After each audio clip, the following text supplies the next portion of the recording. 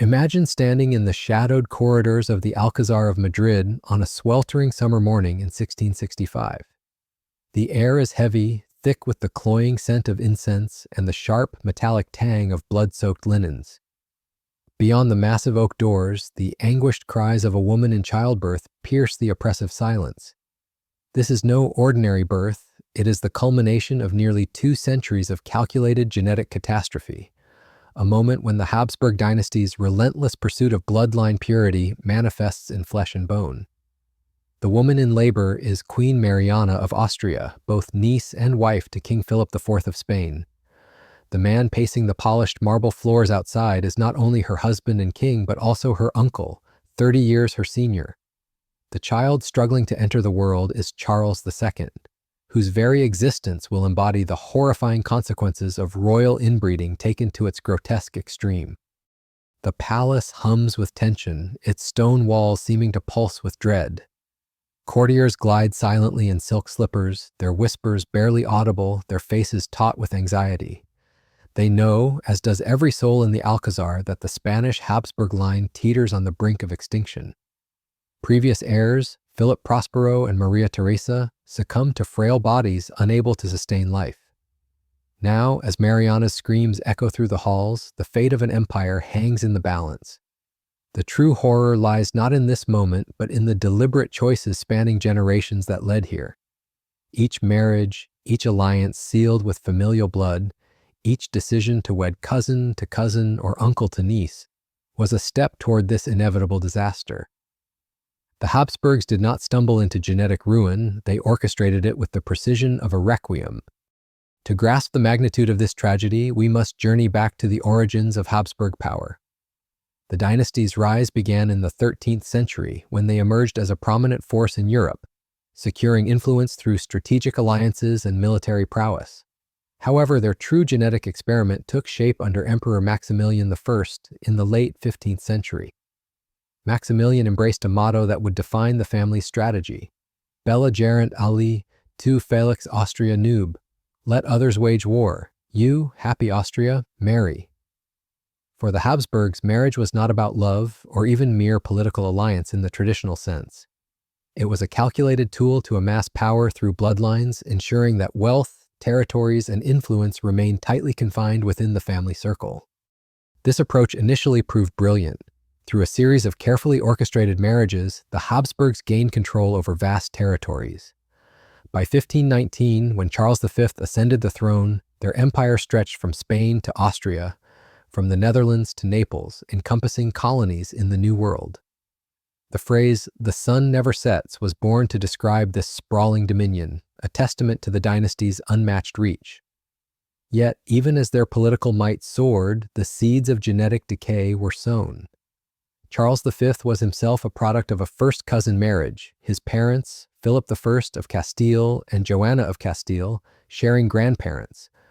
This union, while politically advantageous, introduced subtle cracks in the genetic foundation, cracks that would widen with each subsequent generation. The Habsburgs' obsession with bloodline purity stemmed from a desire to consolidate power and prevent rival dynasties from claiming their territories. Marrying within the family ensured that inheritances remained undivided and alliances were forged without diluting the Habsburg name. However, this strategy carried a hidden cost. Each intermarriage increased the likelihood of inheriting harmful recessive genes, a risk the Habsburgs either ignored or failed to understand. The consequences were not immediate, but they were inevitable. By the time Charles V abdicated in 1556, dividing his empire between his son, Philip II, who ruled Spain, and his brother, Ferdinand I, who governed Austria, the stage was set for a genetic tragedy that would unfold over the next century. This division of the empire created 2 interwoven Habsburg lines, Spanish and Austrian, that would intermarry with devastating consequences. The Spanish line, under Philip II, became the epicenter of the dynasty's genetic decline. Philip II, a devout Catholic and a shrewd politician, understood that maintaining Habsburg dominance required keeping power within the family. His 4 marriages reflect this commitment. His first wife, Maria Manuela of Portugal, was his first cousin, a union that produced a son, Don Carlos, whose mental instability foreshadowed the troubles to come. After Maria's death in childbirth, Philip married Mary Fern of England, a political alliance that briefly made him king consort of England. Following Mary's death, he wed Elizabeth of Valois, a French princess, in a rare departure from the family tradition of marrying close relatives. However, his fourth marriage in 1570, at age 43, to his 20-year-old niece, Anna of Austria, set a perilous precedent. Anna, the daughter of Philip's brother-in-law, Emperor Maximilian II, was both his niece and first cousin once removed. Their son, Philip III, born in 1578, carried forward a genetic burden that grew heavier with each generation. The mathematics of inbreeding are as precise as they are chilling. When close relatives reproduce, the inbreeding coefficient, the likelihood of inheriting identical copies of harmful recessive genes, rises exponentially. In typical human populations, this coefficient is near zero, ensuring genetic diversity and resilience. First cousin marriages yield a coefficient of 0.0625, meaning a 6.25% chance of inheriting harmful genes. The Habsburgs, however, did not stop at one generation of inbreeding. Their systematic intermarriages across multiple generations amplified the risks, creating a genetic time bomb. Philip III, born of an uncle-niece union, entered the world with an already elevated inbreeding coefficient. His marriage in 1599 to Margaret of Austria, his first cousin and sister-in-law's sister, compounded the genetic gamble. Their son, Philip IV, born in 1605, bore an inbreeding coefficient that would have alarmed any modern geneticist. The visible marker of this decline was the Habsburg lip, a protruding lower jaw known as mandibular prognathism that grew more pronounced with each generation, a physical testament to the dynasty's genetic deterioration. Philip IV's reign from 1621 to 1665 coincided with Spain's gradual decline from its imperial zenith. His jaw, a pronounced Habsburg trait, made eating and speaking difficult, and subtle signs of cognitive decline hinted at deeper issues. Political and economic missteps played a role in Spain's weakening, but Philip's personal struggles, seizures, chronic fatigue, and impaired communication undermined his ability to govern effectively. His court became a theater of whispers, where advisors compensated for his limitations while maintaining the facade of royal competence. The Spanish Empire, once the terror of Europe, began to falter as military defeats mounted and colonial revenues dwindled. Yet, Philip IV's most fateful decision was his marriage in 1649 at age 44 to his 15-year-old niece, Mariana of Austria. This union, driven by the Habsburg obsession with bloodline purity, would produce Charles II and seal the dynasty's fate. Mariana, the daughter of Philip's sister, Maria Anna, and Emperor Ferdinand III, was related to him through multiple lines of descent.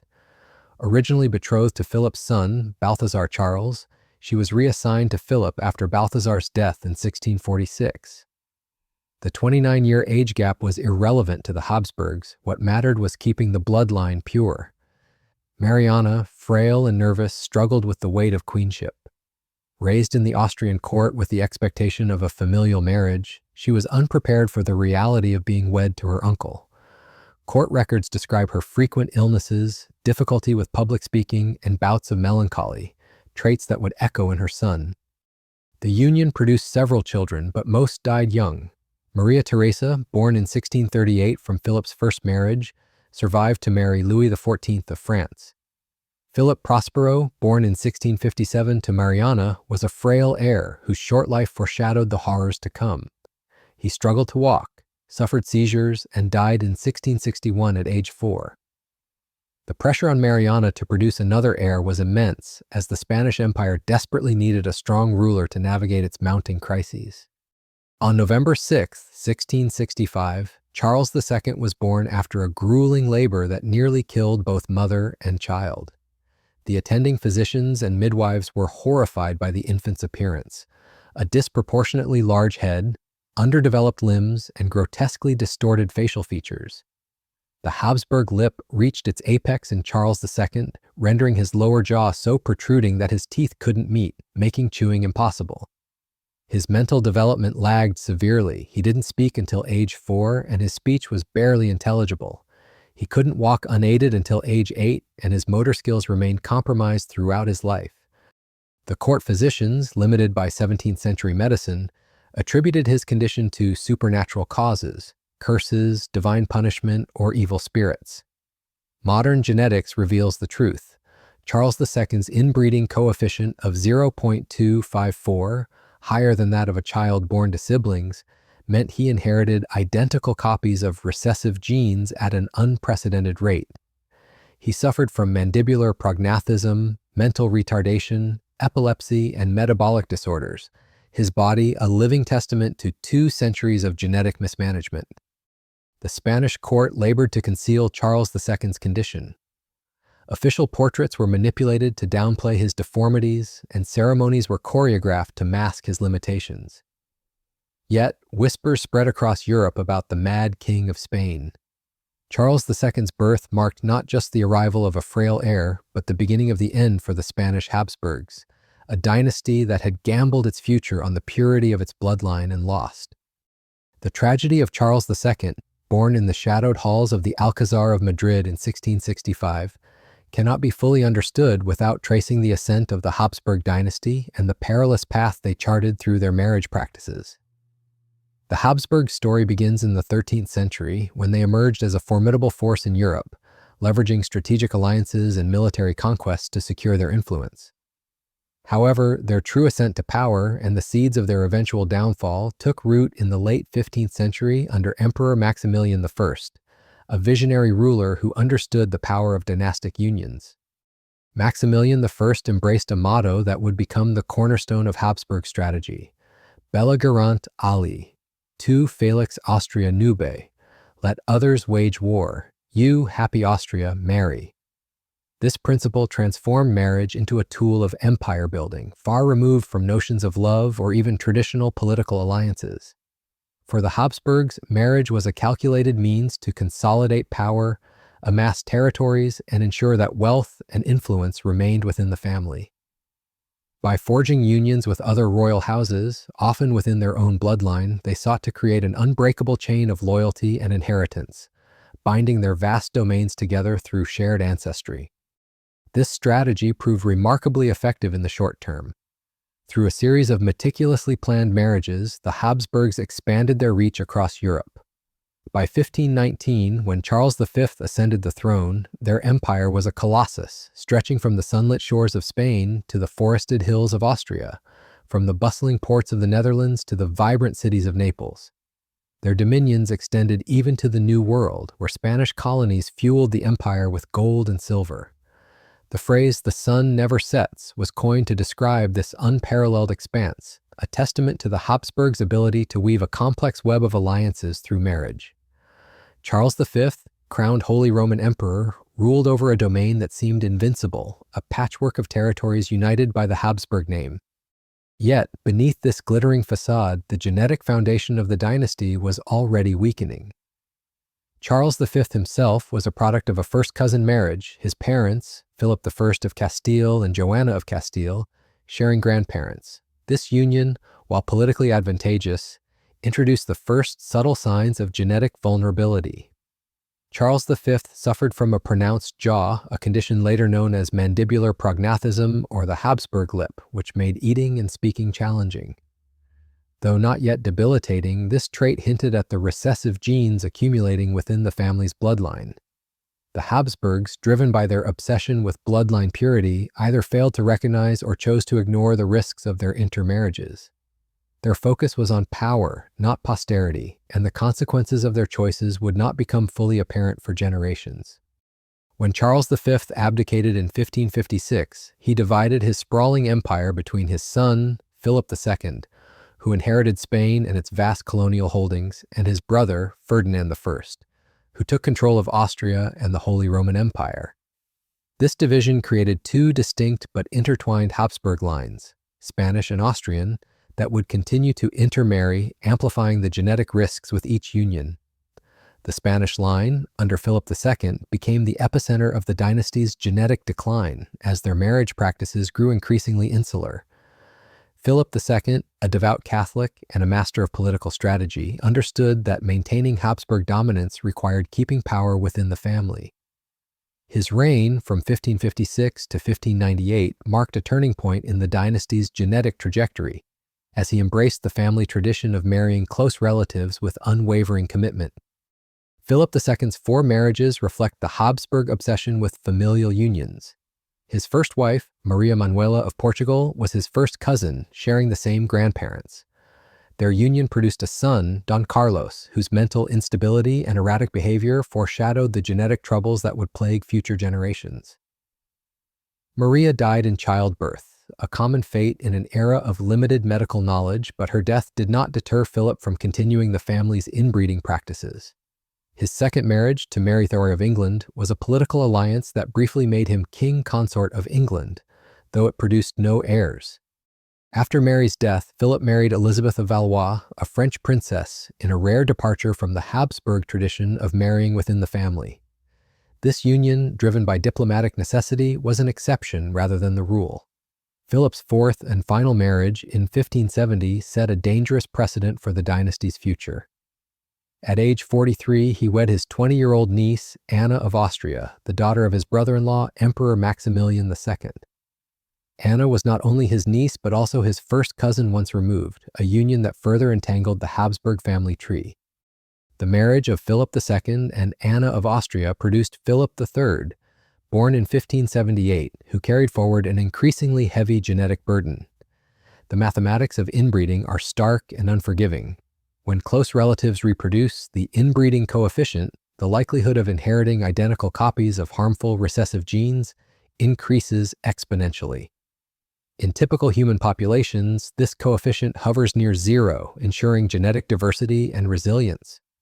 First cousin marriages, like that of Philip II's parents, yield a coefficient of 0.0625, meaning a 6.25% chance of inheriting harmful genes.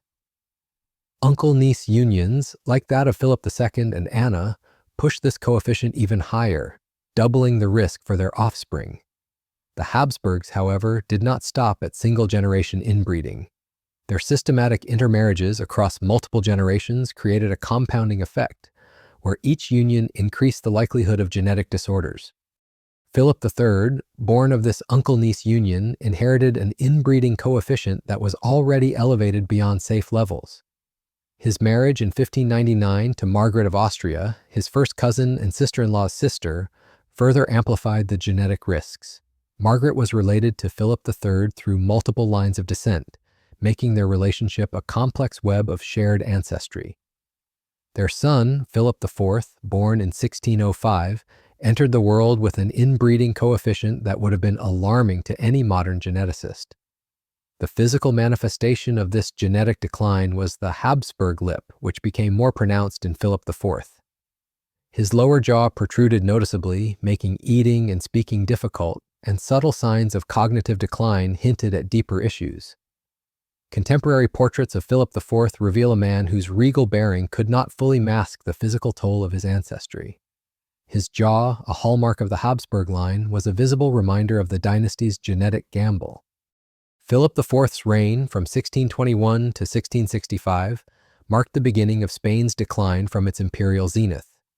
Political and economic challenges such as costly wars, mismanaged finances, and competition from rising powers like France and England contributed to this decline. However, Philip IV's personal struggles cannot be overlooked. His recurring health problems, including seizures and chronic fatigue, impaired his ability to govern effectively. His difficulty speaking clearly, a result of his pronounced jaw, hindered communication with advisors and foreign dignitaries, weakening his authority at critical moments. The Spanish court became a place of intrigue and improvisation as advisors and nobles worked to maintain the illusion of a strong monarchy while compensating for the king's limitations. The Habsburg lip, or mandibular prognathism, was more than a cosmetic flaw. It was a visible marker of the dynasty's genetic deterioration. Caused by recessive genes that control jaw development, this trait became increasingly severe with each generation of inbreeding. In normal populations, such recessive genes are masked by dominant alleles, ensuring balanced development. In highly inbred families like the Habsburgs, however, the recessive traits express themselves with growing frequency and severity. Early Habsburg rulers, like Maximilian I, showed mild signs of the protruding jaw. By Charles V, the deformity was clearly visible, though not yet debilitating. Philip II's portraits reveal a more pronounced version, and Philip III's jaw projected noticeably forward. In Philip IV, the trait reached a new level of severity, foreshadowing the catastrophic expression it would find in his son, Charles II. The Habsburgs' commitment to inbreeding was not driven by ignorance alone. It was a deliberate choice, rooted in the belief that bloodline purity would safeguard their power. Each marriage was a political act designed to reinforce alliances and prevent rival dynasties from claiming Habsburg territories. Yet this strategy carried a hidden cost, one that would become fully apparent only in the next generation. Philip IV's decision to marry his niece, Mariana of Austria, in 1649, would push the dynasty to the brink of genetic collapse, setting the stage for the birth of Charles II and the tragic culmination of the Habsburg experiment. The tragedy of Charles II, born in 1665, was not an isolated event, but the inevitable result of a dynasty that had long prioritized bloodline purity over human health. To understand the depth of this catastrophe, we must examine the reign of Philip IV, Charles II's father, whose decisions cemented the Habsburgs' path to genetic ruin. Philip IV's rule, from 1621 to 1665, marked the beginning of Spain's decline from its imperial zenith, a decline exacerbated by both political missteps and the king's personal struggles with the physical and mental toll of inbreeding. Philip IV ascended the throne at the age of 16, inheriting an empire that was still vast but increasingly strained.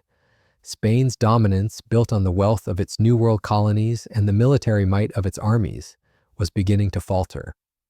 The 30 Years' War, costly conflicts with France and the Netherlands, and internal economic mismanagement drained the empire's resources. The once formidable Spanish Armada faced challenges from rising naval powers like England and the Dutch Republic. Yet while these external pressures were significant, Philip IV's personal limitations played a critical role in Spain's weakening position. Born in 1605 to Philip III and Margaret of Austria, Philip IV was the product of a union between first cousins who were also related through multiple lines of descent. His inbreeding coefficient was alarmingly high, and its effects were visible in his pronounced Habsburg lip, a protruding lower jaw that made eating and speaking difficult. This condition, known as mandibular prognathism, was not merely cosmetic. It hindered his ability to communicate effectively with advisors and foreign dignitaries, a critical flaw for a king navigating a complex political landscape. Contemporary accounts describe Philip IV as a man of refined tastes and intellectual curiosity, with a deep appreciation for art and theater. He was a patron of painters like Diego Velázquez, whose portraits captured the king's regal bearing while subtly hinting at his physical deformities. However, these accounts also note his recurring health problems, including seizures, chronic fatigue, and periods of melancholy, which impaired his decision-making at crucial moments. His difficulty speaking clearly, a direct result of his jaw deformity, forced him to rely heavily on advisors, some of whom exploited his weaknesses to advance their own agendas. The Spanish court became a labyrinth of intrigue, where nobles and ministers maneuvered to maintain the illusion of a strong monarchy while compensating for the king's limitations. The Habsburg lip, a hallmark of the family's genetic decline, was more than a physical trait. It was a symbol of the dynasty's growing fragility. Caused by recessive genes governing jaw development, the deformity became more severe with each generation of inbreeding. In Philip IV, it was pronounced enough to affect his daily life, from eating meals to delivering speeches. Portraits from his reign show a man whose dignity could not fully mask the toll of his ancestry.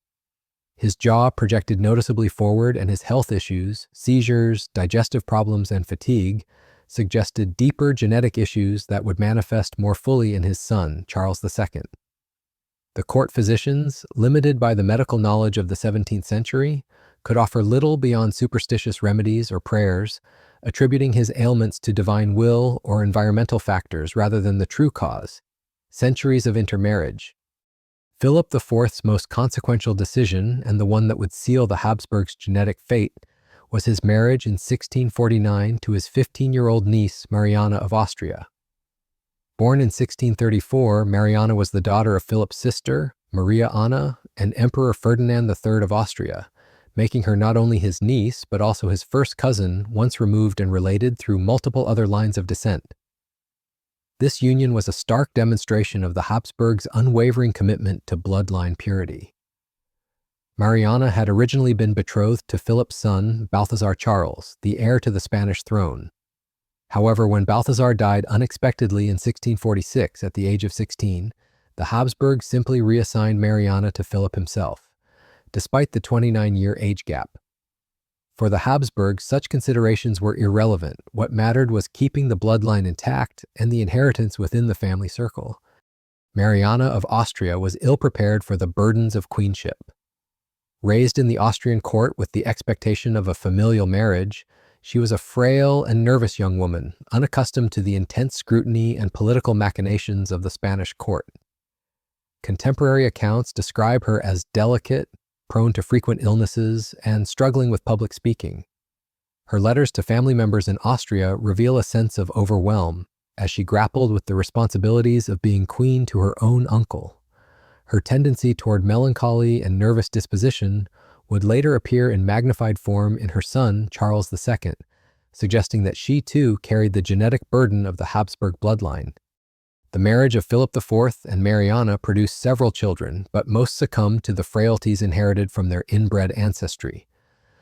Maria Theresa, born in 1638 from Philip's first marriage to Elizabeth of Valois, survived to adulthood and was married to Louis XIV of France as part of a peace treaty, strengthening ties between the two nations but removing her from the Spanish succession.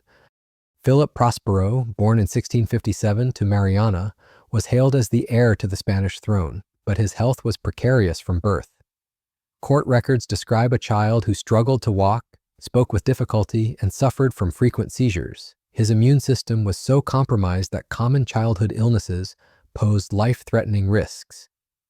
Philip Prospero's short life, ending in 1661 at the age of 4, was a grim preview of the genetic horrors that awaited the next generation.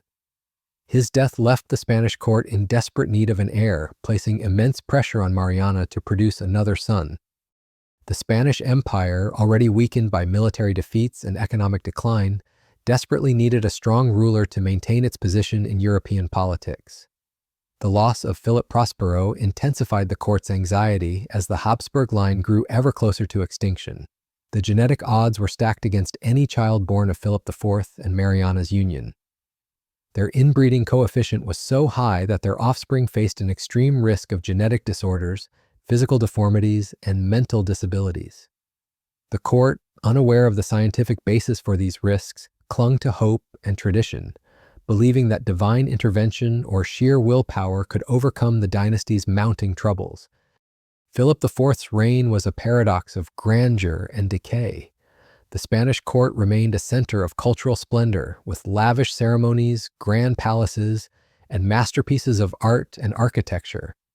Yet beneath this opulence, the empire was crumbling. The costs of prolonged wars, such as the ongoing conflict with France and the revolt in the Netherlands, drained the treasury. Colonial revenues, once the lifeblood of the empire, began to decline as trade routes shifted and rival powers like England and the Dutch Republic gained ground. The Spanish military, once the terror of Europe, suffered repeated defeats, its morale sapped by poor leadership and dwindling resources. Philip IV's personal struggles only compounded these challenges, as his health issues and reliance on advisors left the empire vulnerable to internal corruption and external threats. The marriage of Philip IV and Mariana was not just a personal union, but a political act with far-reaching consequences. It represented the Habsburgs' unyielding commitment to their genetic experiment, even as the signs of failure became impossible to ignore. The court's efforts to maintain the illusion of royal strength grew increasingly strained as whispers of the king's frailties spread beyond Spain's borders. Foreign ambassadors noted Philip's difficulty speaking and his frequent illnesses, reporting back to their governments about the weakening grip of the Spanish monarchy. The stage was set for the birth of Charles II, a child who would embody the full extent of the Habsburgs' genetic gamble and bring the dynasty to its tragic end. The pressure on Mariana to produce a healthy heir was immense, but the genetic legacy she and Philip IV shared made this a near impossible task. Their union, like those of their ancestors, was a calculated risk, driven by the belief that bloodline purity would safeguard the Habsburg legacy. Instead, it would produce a king whose very existence would testify to the dangers of inbreeding, a living symbol of a dynasty that had conquered empires but could not conquer its own biology. On November 6, 1665, the Alcazar of Madrid was gripped by a tense anticipation that bordered on dread. Queen Mariana of Austria, niece and wife to King Philip IV, endured a grueling labor that pushed both mother and child to the brink of death. When the infant Charles II finally emerged, the attending physicians and midwives recoiled in horror.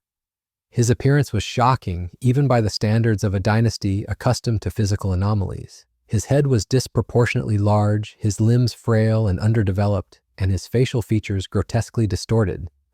The Habsburg lip, mandibular prognathism, reached its most extreme form in Charles II, with his lower jaw protruding so far that his teeth could not meet, rendering chewing impossible. This birth was not a moment of triumph, but a grim milestone, marking the culmination of nearly 2 centuries of Habsburg inbreeding and the beginning of the dynasty's final chapter. The Spanish court, already anxious after the deaths of previous heirs, was thrown into a state of silent panic. The loss of Philip Prospero in 1661 at age 4, a frail child plagued by seizures and weakness, had left the empire without a viable successor. Maria Theresa, Philip IV's daughter from his first marriage, had been married off to Louis XIV of France, removing her from the line of succession. Now, with Charles II's birth, the court clung to the hope that this child would secure the Habsburg legacy. Yet the signs were ominous from the start. The infant's physical deformities were unlike anything seen in previous generations, and his cries were weak, signaling a body ill-equipped for survival. Courtiers whispered in hushed tones, their silk slippers gliding across marble floors as they exchanged fearful glances. The air in the Alcazar was thick with incense, meant to ward off evil spirits, but it could not mask the metallic scent of blood or the palpable fear seeping from the walls. Charles II's condition was a direct result of the Habsburgs' relentless pursuit of bloodline purity. The dynasty's marriage practices, designed to consolidate power within the family, had created a genetic disaster. The mathematics of inbreeding are stark and unforgiving. When close relatives reproduce, the inbreeding coefficient, the likelihood of inheriting identical copies of harmful recessive genes, increases exponentially. In typical human populations, this coefficient is near zero, ensuring genetic diversity and resilience. First cousin marriages, common among the Habsburgs, yield a coefficient of 0.0625, meaning a 6.25% chance of inheriting harmful genes. Uncle-niece unions, like that of Philip IV and Mariana, push this coefficient higher, doubling the risk for their offspring. Charles II, born of such a union, had an inbreeding coefficient of 0.254, higher than that of a child born to siblings. This meant he inherited identical copies of recessive genes at an unprecedented rate, resulting in a litany of genetic disorders. Modern genetic analysis reveals the extent of Charles II's afflictions: mandibular prognathism, mental retardation, epilepsy, and various metabolic disorders. His lower jaw was so deformed that he could not chew solid food, relying instead on broths and porridges that he struggled to swallow. His mental development was severely delayed. He did not speak his first words until age 4, and even then, his speech was barely intelligible due to his jaw deformity and cognitive impairments. He could not walk without assistance until age 8, and his motor skills remained compromised throughout his life. His immune system was so weakened that common illnesses posed life-threatening risks, and frequent seizures further ravaged his fragile body. These conditions were not random misfortunes, but the inevitable result of centuries of intermarriage, where harmful recessive genes, once masked by genetic diversity, were expressed with devastating clarity. The court physicians, limited by the medical knowledge of the 17th century, were at a loss to explain Charles II's condition. Lacking any understanding of genetics, they turned to superstitious explanations, attributing his ailments to divine punishment, political curses, or evil spirits. Some blame Mariana's diet during pregnancy, suggesting that her consumption of certain foods had corrupted the child. Others whispered of supernatural forces, claiming that the Habsburg sins had invoked God's wrath. The most common explanation was that the royal family was being punished for its hubris, a belief reinforced by the deeply religious culture of the Spanish court. Priests and exorcists were summoned to pray over the infant, their chants mingling with the incense that filled the air. These rituals offered no relief, but they underscored the desperation of a court grappling with a crisis it could neither understand nor control. Queen Mariana, only 31 at the time of Charles II's birth, was overwhelmed by the responsibility of producing a healthy heir. Her own health, already fragile, was further strained by the difficult labor and the emotional toll of seeing her son's condition. Court records describe her as a nervous and melancholy figure, prone to frequent illnesses and struggling to fulfill her role as queen. Her letters to family in Austria reveal a woman torn between hope and despair, clinging to the belief that her son might overcome his frailties while fearing the worst. The pressure on Mariana was immense, as the Spanish Empire, already weakened by military defeats and economic decline, desperately needed a strong ruler to maintain its position in European politics. The court's hopes rested on Charles II, but his condition made it clear that he would never be the leader Spain needed. The Spanish court went to great lengths to conceal Charles II's deformities. Official portraits were carefully composed to minimize his physical abnormalities, with artists instructed to soften the appearance of his jaw and exaggerate his regal bearing. Court ceremonies were choreographed to hide his limitations, with attendants guiding his movements and ensuring he appeared only briefly in public. Foreign ambassadors were coached on how to interact with the young prince in ways that would not embarrass the royal family or reveal the extent of his disabilities. Yet whispers spread beyond Spain's borders, carried by diplomats who reported back to their governments about the frail heir to the Spanish throne. These reports fueled speculation about the future of the Habsburg dynasty and the stability of the Spanish Empire, which was increasingly seen as a fading power. The birth of Charles II was a turning point for the Habsburgs, a moment when the consequences of their genetic experiment became undeniable. The dynasty that had once ruled half the world was now represented by a child whose very existence testified to the dangers of inbreeding. The court's efforts to maintain the illusion of royal strength were a desperate attempt to preserve the Habsburg legacy, but the truth could not be hidden forever. Charles II's life would be a testament to the dynasty's hubris, a living symbol of a family that had gambled its future on the purity of its bloodline and lost. The broader implications of Charles II's condition were not immediately apparent to the Spanish court, but they would soon reverberate across Europe. The Habsburgs' obsession with bloodline purity had not only produced a frail heir, but also set the stage for a geopolitical crisis. The Spanish Empire, already strained by internal and external pressures, faced an uncertain future as rival powers, France, England, and the Austrian Habsburgs, began to position themselves for the inevitable collapse of the Spanish line. The birth of Charles II was not just a personal tragedy for Mariana and Philip IV, but a harbinger of the dynasty's end, a moment when the weight of 2 centuries of calculated marriages came crashing down in the form of a broken child. The birth of Charles II on November 6, 1665, marked a grim milestone for the Spanish Habsburgs, a dynasty teetering on the edge of extinction. From his first breath, Charles was a living testament to the catastrophic consequences of 2 centuries of inbreeding.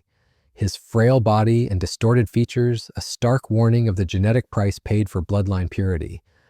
The Spanish court, desperate to preserve the illusion of a strong monarchy, embarked on an elaborate charade to conceal the young prince's condition, even as his physical and mental limitations became increasingly apparent. His early life was a struggle against a body that betrayed him at every turn, set against the backdrop of a declining empire and a court gripped by fear and denial. Charles II's physical deformities were evident from the moment of his birth. His disproportionately large head, underdeveloped limbs, and severely distorted facial features shocked the attending physicians and midwives. The Habsburg lip, mandibular prognathism, reached its apex in Charles, with his lower jaw protruding so far that his teeth could not meet, making chewing impossible. His condition was compounded by a litany of genetic disorders, mental retardation, epilepsy, and metabolic issues that left him vulnerable to frequent infections.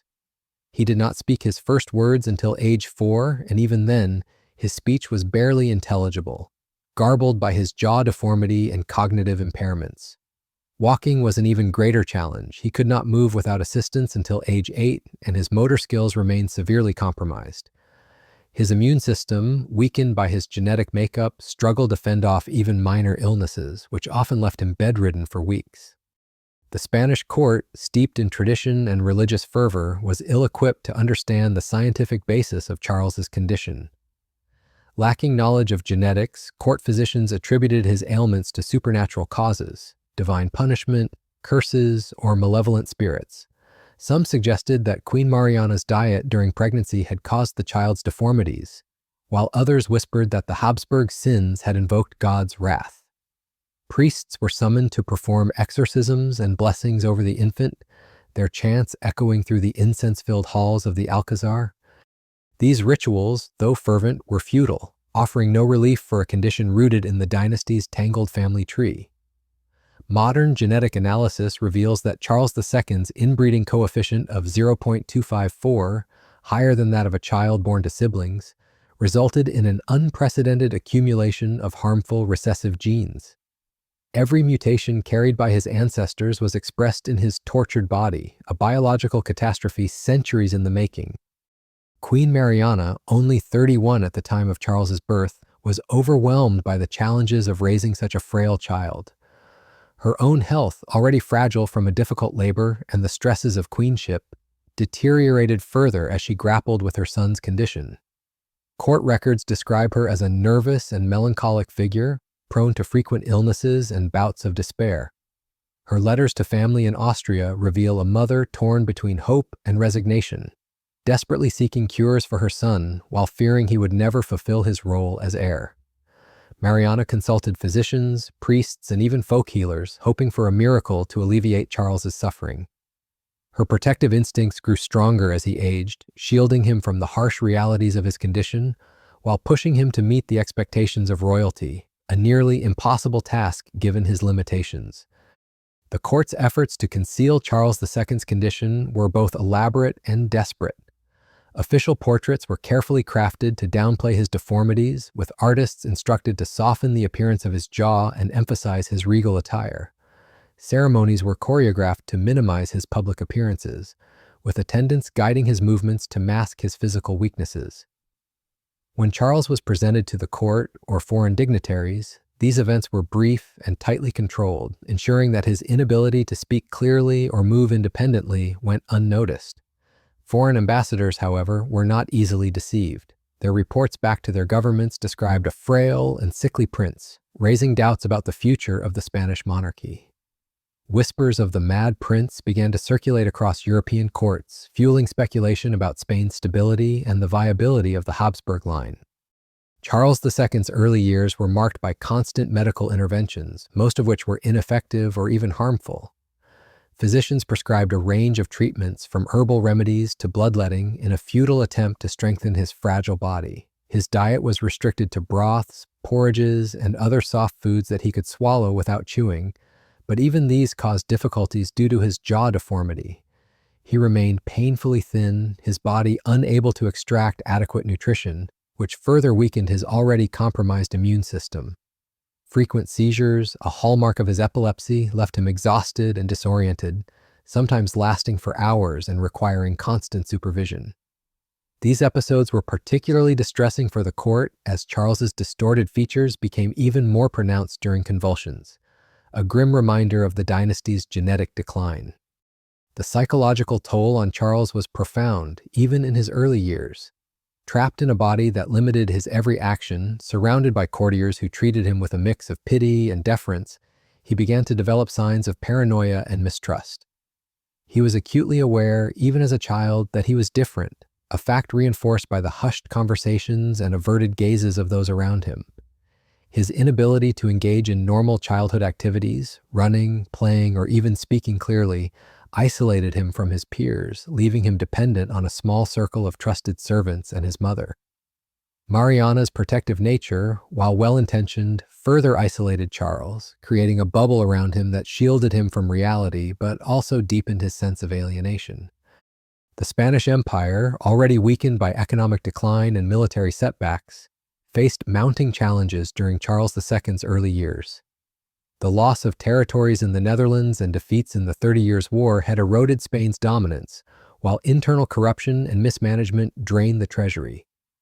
The court's focus on concealing Charles's condition diverted attention from these pressing issues, as advisors and nobles worked to maintain the facade of a strong monarchy. The Spanish Inquisition, a powerful force in the deeply religious society, gained influence during this period, capitalizing on the court's obsession with divine explanations for the prince's ailments. Religious ceremonies became a central feature of court life, with masses and prayers offered daily for Charles's health and the preservation of the Habsburg dynasty. The broader implications of Charles II's condition were beginning to ripple across Europe. Foreign powers, particularly France and the Austrian Habsburgs, closely monitored the situation in Spain, aware that the frail prince was unlikely to produce an heir. The question of the Spanish succession loomed large as rival dynasties positioned themselves to claim the throne in the event of Charles's death. Diplomatic negotiations became exercises in speculation, with ambassadors reporting on every cough or seizure as a potential harbinger of Spain's collapse. The Spanish court, caught between loyalty to the monarchy and the reality of Charles's unfitness, developed elaborate systems to govern around him, with councils and ministers making decisions in his name. Charles II's early life was a microcosm of the Habsburgs' decline, a period defined by denial, desperation, and the slow unraveling of an empire. The court's efforts to present him as a viable heir were a testament to their commitment to the Habsburg legacy, but they could not hide the truth. The young prince, whose every breath was a struggle, embodied the consequences of a dynasty that had prioritized bloodline purity over human health. His condition was not just a personal tragedy, but a warning of the genetic catastrophe that awaited the Habsburgs, a catastrophe that would soon engulf Spain and reshape the balance of power in Europe. As Charles II transitioned from childhood to adolescence in the 1670s, the Spanish court faced an increasingly impossible task: maintaining the illusion of a capable heir while grappling with the undeniable reality of his severe disabilities. Born in 1665 as the product of 2 centuries of Habsburg inbreeding, Charles was a living embodiment of the dynasty's genetic decline. His adolescence was marked by physical frailty, mental limitations, and a deepening sense of isolation set against the backdrop of a Spanish empire sliding further into decline. The court's efforts to conceal his condition grew ever more elaborate, but the whispers of the Mad King spread across Europe, fueling political intrigue and foreshadowing the dynasty's collapse. Charles II's physical and mental condition showed no improvement as he grew older. His mandibular prognathism, the Habsburg lip, was so severe that his lower jaw protruded far beyond his upper, making chewing impossible and speech nearly unintelligible. He relied on a diet of broths, porridges, and other soft foods, but even these caused difficulties, as his jaw deformity complicated swallowing. His body remained painfully thin, unable to extract sufficient nutrition, and his immune system was so compromised that minor infections often escalated into life-threatening crises. Frequent seizures, a hallmark of his epilepsy, plagued him, sometimes occurring multiple times a day and leaving him exhausted or unconscious for hours. His motor skills, already limited, made walking a laborious task, requiring constant assistance from attendants. By his early teens, Charles's appearance was shocking even to those accustomed to the Habsburgs' distinctive features, his distorted face and frail frame a stark contrast to the regal image the court sought to project. Mentally, Charles II lagged far behind his peers. His speech, when it emerged at age 4, remained garbled and difficult to understand, a result of both his physical deformities and cognitive impairments. He struggled to grasp complex ideas, and his education, carefully tailored to his limitations, was rudimentary at best. Court tutors, aware of his challenges, focused on basic literacy and religious instruction, but Charles showed little aptitude for either. His behavior was erratic, marked by periods of apathy punctuated by sudden outbursts of frustration or paranoia. Trapped in a body that betrayed him and surrounded by courtiers who treated him with a mix of pity and deference, Charles developed a deep mistrust of those around him. He became convinced that he was under constant threat from poisoners or assassins, a paranoia fueled by his isolation and the court's own secretive atmosphere. The Spanish court went to extraordinary lengths to conceal Charles II's condition. aware that the stability of the empire depended on the perception of a strong monarchy. Official portraits were masterpieces of deception, with artists instructed to minimize his deformities and emphasize his royal attire. The Habsburg lip was softened, his frail frame draped in opulent robes to suggest vigor. Public appearances were rare and meticulously choreographed, with attendants guiding his movements and ensuring he spoke as little as possible. When Charles was presented to foreign dignitaries, these encounters were brief, with courtiers filling the silence with flattery or distraction. The court's religious fervor, amplified by the Spanish Inquisition, played a central role in this charade. Priests and bishops were ever present, offering prayers and blessings to protect the young king, reinforcing the narrative that his ailments were a divine test rather than a genetic catastrophe. Queen Mariana, Charles's mother, was both his fiercest protector and a source of his isolation. Her own health, weakened by years of stress and illness, deteriorated further as she watched her son struggle. Her letters to family in Austria reveal a woman consumed by guilt and despair, torn between her love for Charles and the knowledge that he could never fulfill his role as king. She consulted a parade of physicians, priests, and folk healers, seeking any remedy that might alleviate his suffering. These efforts were in vain, as 17th-century medicine offered no solutions for conditions rooted in genetics. Mariana's protective instincts led her to shield Charles from the court's political machinations, but this only deepened his dependence on her and a small circle of trusted servants. The young king, unable to navigate the complexities of court life, became a figurehead, his presence a symbol of continuity rather than power. The Spanish Empire's decline accelerated during Charles II's adolescence.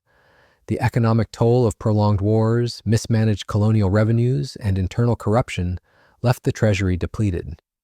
The Spanish military, once the terror of Europe, suffered humiliating defeats against France and the Dutch Republic, its morale eroded by poor leadership and dwindling resources.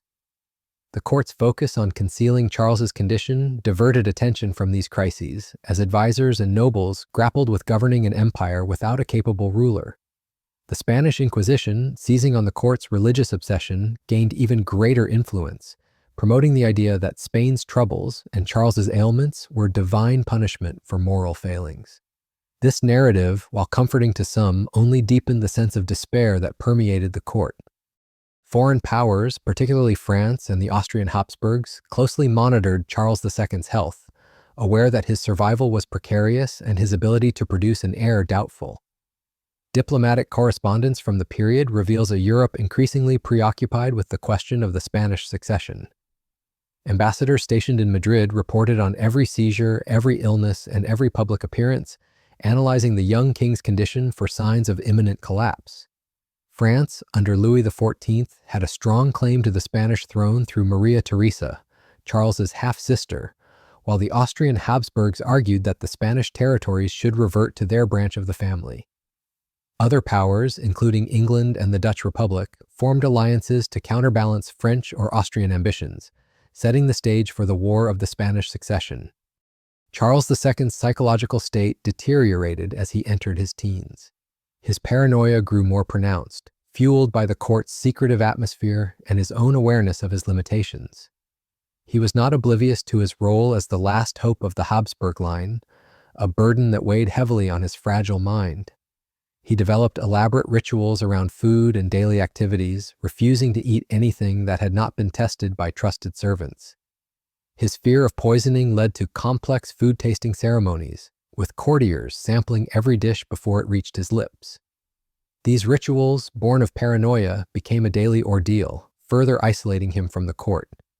His dependence on Mariana and a handful of loyal attendants made him vulnerable to manipulation, as factions within the court vied for influence over the young king.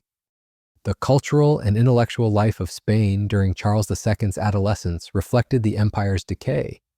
The once vibrant Spanish Golden Age, marked by the works of Cervantes and Velázquez, gave way to a darker, more introspective tone. Paintings from this period often carry a surreal, almost nightmarish quality, capturing the psychological tension of a kingdom ruled by a frail and incapacitated heir. Literature explored themes of madness, divine judgment, and decay with thinly veiled references to the royal family. The court's obsession with religious ritual permeated the arts as painters and writers sought to make sense of a monarchy that seemed cursed. Charles himself, though limited in his understanding, found solace in simple pleasures, watching court entertainments, listening to music, or spending time with his pets, but his participation was always constrained by his physical and mental condition. The Spanish people, largely unaware of the full extent of their king's disabilities, began to sense the fragility of the monarchy. Official proclamations and public ceremonies were carefully managed to maintain the fiction of royal competence, but rumors of the cursed king spread through the streets of Madrid and beyond. Folk tales emerged, blending superstition with fear, suggesting that Charles was a changeling or the victim of witchcraft. These stories, while fanciful, reflected a growing unease about the state of the empire and the monarchy's ability to lead. The contrast between Spain's glorious past and its troubled present was stark, and the figure of Charles II, hidden behind the court's carefully constructed facade, became a symbol of that decline. The adolescence of Charles II was a period of denial and desperation for the Spanish court, as the reality of his unfitness to rule became impossible to ignore. The Habsburgs' genetic experiment, once a source of pride, had produced a king whose every breath testified to its failure. The court's efforts to conceal his condition were a testament to their loyalty to the dynasty, but they could not halt the empire's slide toward chaos. As Charles grew older, the question of his marriage and the succession loomed larger, setting the stage for further tragedy and the eventual collapse of the Spanish Habsburg line. By the late 1670s, the Spanish court faced an existential crisis. Charles II, the frail and incapacitated heir to the Habsburg throne, was approaching an age where marriage was essential to secure the dynasty's future. Born in 1665, Charles was the product of centuries of inbreeding, his body and mind ravaged by genetic disorders that made him an unlikely candidate for marriage or fatherhood. Yet the Spanish Empire, teetering on the edge of collapse, desperately needed an heir to maintain the Habsburg line and prevent a catastrophic succession crisis. The court's decision to arrange a marriage for Charles II was a desperate gamble, one that would expose the full extent of his limitations and deepen the political instability threatening Spain. His first marriage, to Marie-Louise of Orléans in 1679, was a tragic chapter in the Habsburg saga, marked by personal suffering and geopolitical maneuvering. Charles II was only 14 years old when the Spanish court began negotiations for his marriage, a process fraught with deception and difficulty. His physical and mental condition, marked by severe mandibular prognathism, epilepsy, mental retardation, and chronic frailty, made him an unappealing prospect for any royal family. His lower jaw protruded so far that he could not chew, relying on broths and porridges that he struggled to swallow. His speech was barely intelligible, his motor skills limited, and frequent seizures left him incapacitated for hours. Despite these challenges, the court knew that a royal marriage was essential to produce an heir and strengthen Spain's alliances in a Europe increasingly focused on the question of the Spanish succession.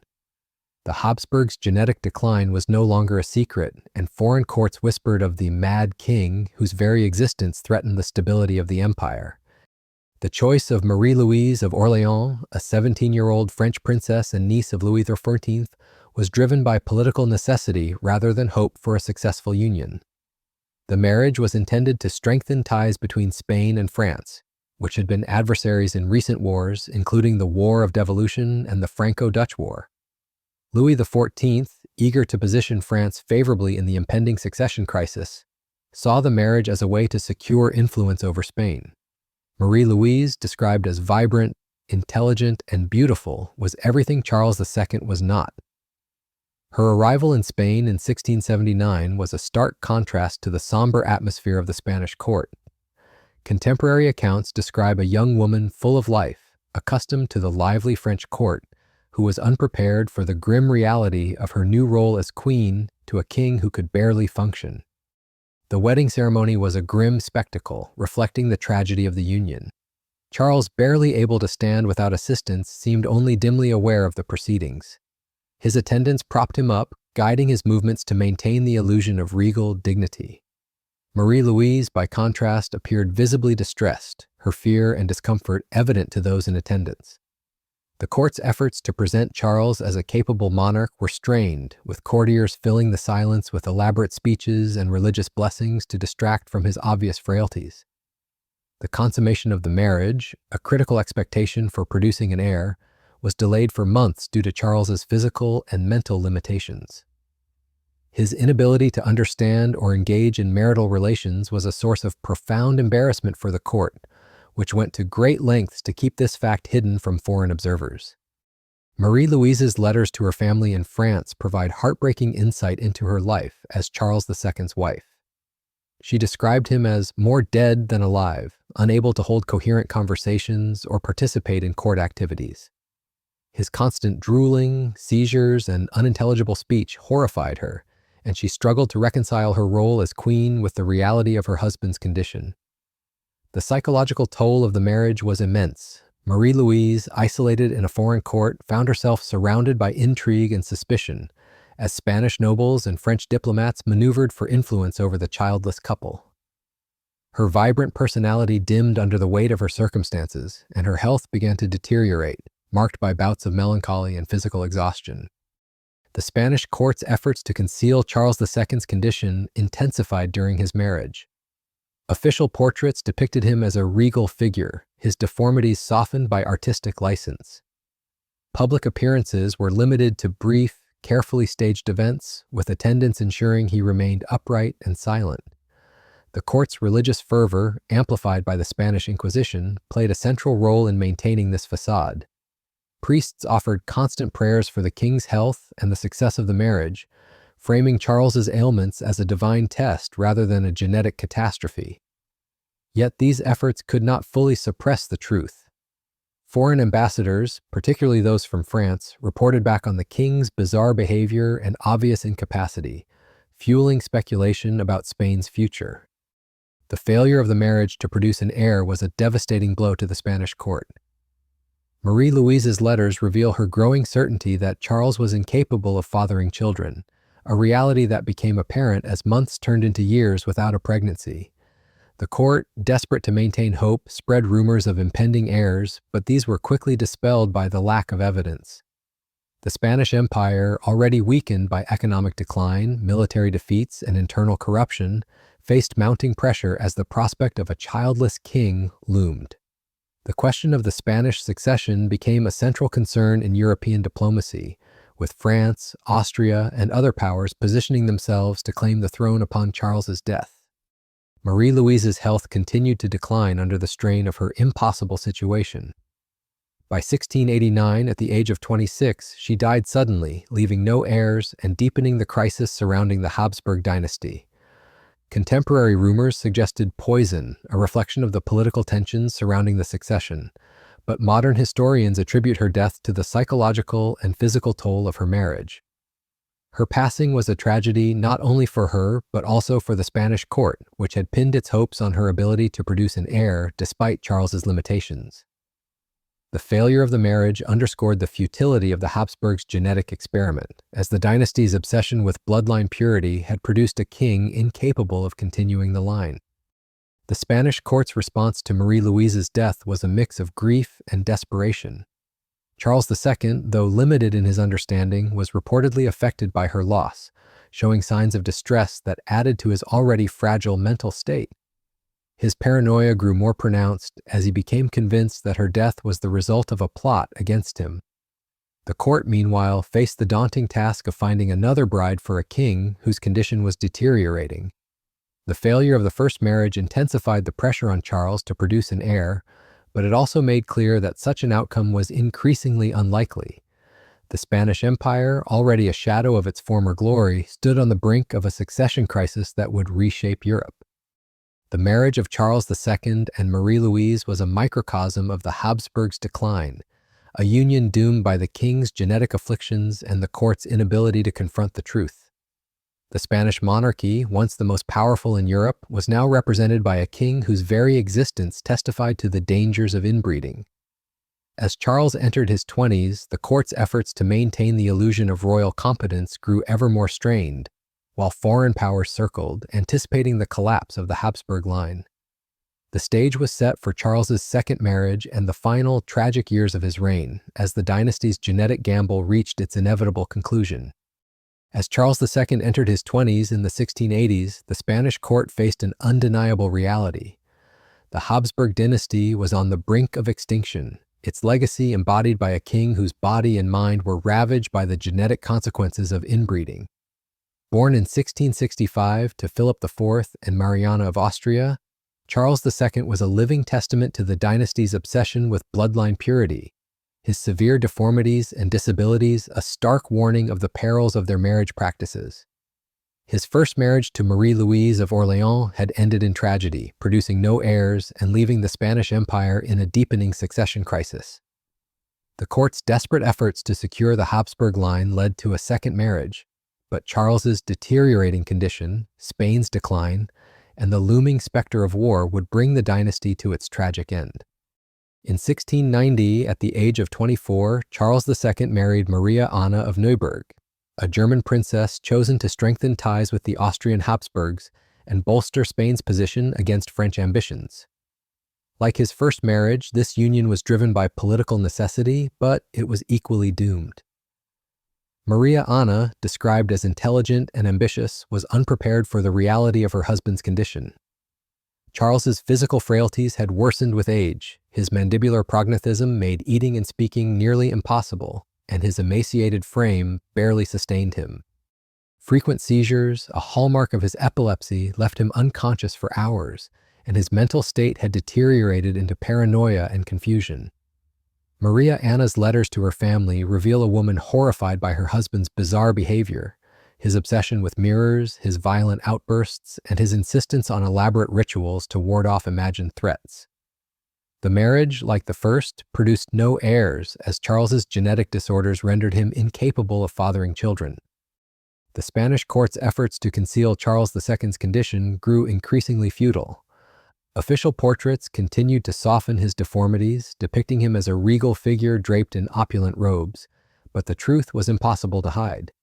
Public appearances were rare and tightly controlled, with attendants propping him up and courtiers filling the silence with flattery. The Spanish Inquisition, a powerful force in the deeply religious court, promoted the narrative that Charles's ailments were a divine test, leading to endless masses and prayers for his health. Yet, foreign ambassadors reported back to their governments with stark descriptions of a king who drooled uncontrollably, spoke in unintelligible fragments, and suffered seizures during state functions. The term "Mad King" became a whispered epithet across Europe, as the reality of Charles's incapacity fueled speculation about Spain's future. Charles II's psychological torment deepened in his final years. Trapped in a failing body and acutely aware of his role as the last Habsburg, he became consumed by paranoia, convinced that poisoners and assassins lurked in every shadow. His diet, limited to broths and porridges due to his inability to chew, was subject to elaborate food-tasting rituals, as he refused to eat anything not tested by trusted servants. His mental state oscillated between apathy and agitation, with hours spent praying before religious relics or staring at his reflection in mirrors, fascinated by his own distorted features. His relationship with Maria Anna deteriorated as she withdrew from court life, overwhelmed by the hopelessness of their situation. The queen, like Marie-Louise before her, became a tragic figure, isolated in a court that revolved around a king who could barely function. The Spanish Empire's decline accelerated during Charles II's reign. The treasury, drained by decades of war and mismanagement, was bankrupt. Colonial revenues, once the lifeblood of the empire, dwindled as trade routes shifted to rival powers like England and the Dutch Republic. The Spanish military, once a formidable force, suffered repeated defeats, its morale sapped by poor leadership and lack of resources. Corruption flourished as provincial governors and nobles exploited the absence of strong central authority. The Spanish Inquisition gained unprecedented influence, capitalizing on the court's religious fervor to assert control over a society grappling with economic hardship and political uncertainty. The arts and literature of the period reflected this decay, with paintings and writings steeped in themes of madness, divine judgment, and decline, often alluding to the royal family's plight. The question of the Spanish succession dominated European politics in the 1690s. Charles II's inability to produce an heir made it clear that the Spanish Habsburg line would end with his death, triggering a power struggle among Europe's major powers. France, under Louis XIV, claimed the throne through Maria Theresa, Charles's half-sister, while the Austrian Habsburgs argued for reversion to their branch. England and the Dutch Republic formed alliances to counterbalance French or Austrian dominance, creating a web of treaties and military preparations. Diplomats in Madrid maintained a constant vigil, reporting on every seizure or illness as a potential harbinger of war. The Spanish court, aware of the stakes, functioned in a state of perpetual crisis, with ministers and advisors governing around Charles rather than through him. Important decisions were made by councils, with the king's role reduced to ceremonial appearances and symbolic authority. Charles II's final years were a descent into physical and mental ruin. By his late 30s, he appeared decades older, his hair thin and white, his skin sallow, and his body so frail he could barely walk. Seizures became more frequent and severe, sometimes occurring multiple times a day, leaving him unconscious for hours. His speech, never clear, became entirely unintelligible, reduced to gestures and facial expressions. His paranoia reached extreme levels, with elaborate fantasies about enemies plotting to steal his throne. He spent hours in prayer, prostrating himself before religious relics, convinced that divine intervention might cure his ailments. His chambers, filled with religious artifacts, became a shrine to his desperation, as priests and advisors offered constant spiritual counseling. On November 1st, 1700, Charles II died at the age of 34, his body finally succumbing to the genetic disorders that had plagued him since birth. His death was both a relief and a catastrophe for the Spanish court. The autopsy, conducted by physicians unaware of the genetic basis for his condition, described a body ravaged beyond recognition, his organs putrefied, his brain smaller than normal, and his reproductive organs so underdeveloped that fatherhood was impossible. His death marked the end of the Spanish Habsburg line, a dynasty that had once ruled half the world but had bred itself into extinction. The War of the Spanish Succession erupted shortly after, as France, Austria, and their allies vied for control of Spain's territories. The conflict, lasting from 1701 to 1714, cost hundreds of thousands of lives and reshaped the balance of power in Europe, with the Bourbon dynasty ultimately claiming the Spanish throne.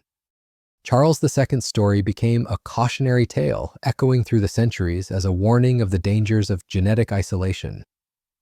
Other European royal families, observing the Habsburg disaster, began to reconsider their own marriage practices, gradually moving away from the extreme inbreeding that had characterized European nobility. The medical understanding of the time could not explain Charles's condition, but the connection between familial intermarriage and health problems became impossible to ignore. Court physicians quietly advised against close kin unions, laying the groundwork for more diverse marriage patterns in later generations. The legacy of the Habsburgs' genetic experiment was profound. A dynasty that had amassed unprecedented power through strategic marriages had destroyed itself by prioritizing bloodline purity over human health. The Alcazar of Madrid, where Charles II was born in 1665, fell silent with his death, the screams of childbirth replaced by the stillness of a dynasty's end. The Habsburg lip, once a mark of royal distinction, disappeared from European courts, but the lesson remained. Some victories come at a price too terrible to pay. Charles II, the broken man who embodied the consequences of his ancestors' choices, left behind a story of hubris and tragedy, a reminder that even the mightiest empires can fall when they tamper with the laws of nature.